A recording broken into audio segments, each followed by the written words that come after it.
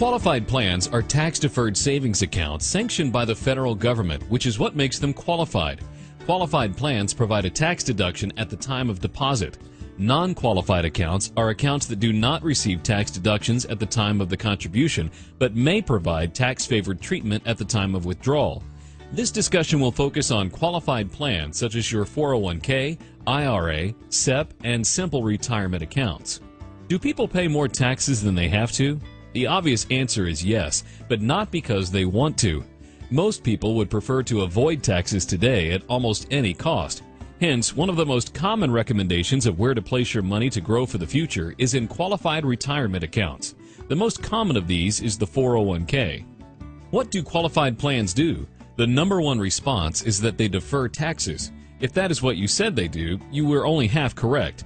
The part you missed is more important to your future than you may realize. So what do qualified plans really do? They do two things. Number one, they do defer taxes, which is the part we are most interested in at the time of our contribution. Number two, they also defer the tax calculation. Let this run past your brain for a few minutes. Your tax bracket plays a very important role in this discussion. Many Americans focus on the tax bracket they are in today, not the one they will be in when they take the money. The truth is they are both important, but most focus their attention only on the contribution. What tax bracket will you be in when you take this money out?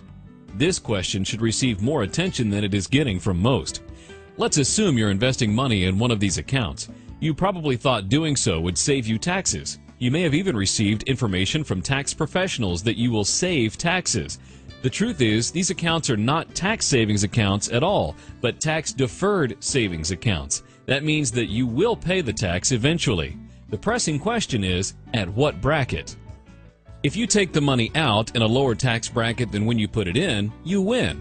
You did save taxes, but you cannot know that today. If you have to take it out and you're in a higher tax bracket, you lose.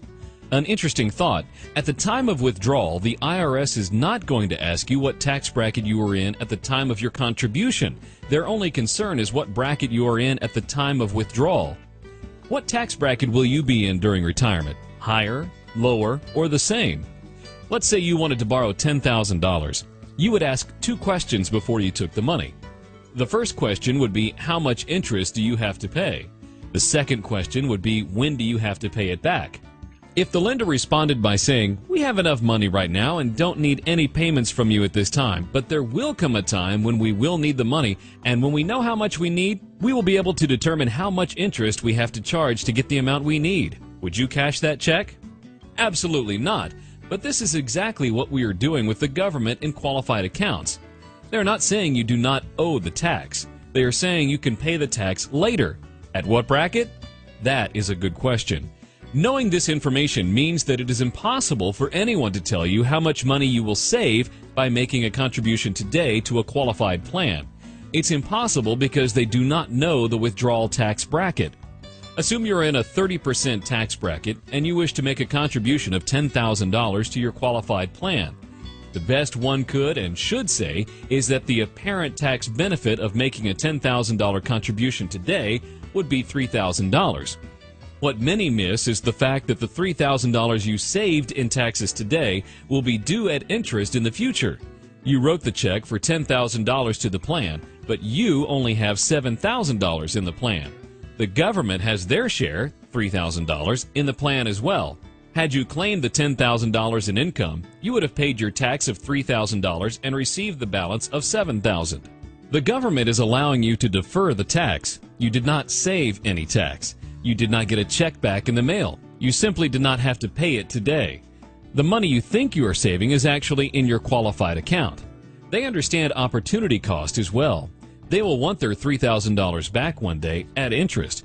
Your share earned interest and so did theirs. Should they decide they want more and taxes go up when you start taking the money out, your share goes down.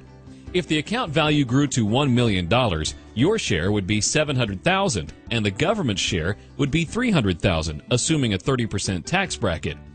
If you listen to the wisdom of many advisors, you will hear that deferring your taxes is a good thing because when you retire, you will be in a lower tax bracket.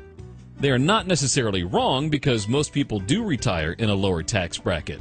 The reason is not that taxes are less during their retirement years, but rather most Americans are broke. Most cannot afford to retire at the same level of income they were making while working. Sad, but true. The government reports that you can get by on 60 to 70% of your present income at retirement. There are few people who will be able to retire on 2/3 of what they have a hard time living on while they're working. The other problem with the myth you will need less in retirement is the fact that many things may cost more in the future.